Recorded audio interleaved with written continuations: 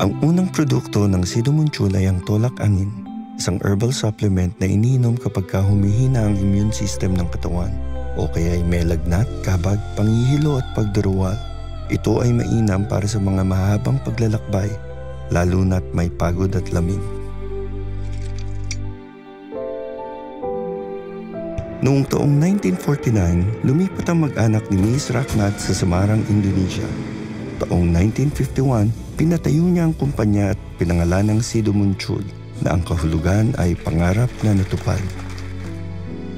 Kasunod nito, ang Sidumunchul ay ginawa ang powdered form ng tolak angin na tinanggap ng publiko. At kasama ng pag-unlad ng teknolohiya sa taong 1992, ang tolak angin ay ipinalabas ang isang liquid form o isang inumin. Ito ay naging mas malasa at madaling inumin. Tolak angin, subok na mula noong 1930 hanggang ngayon.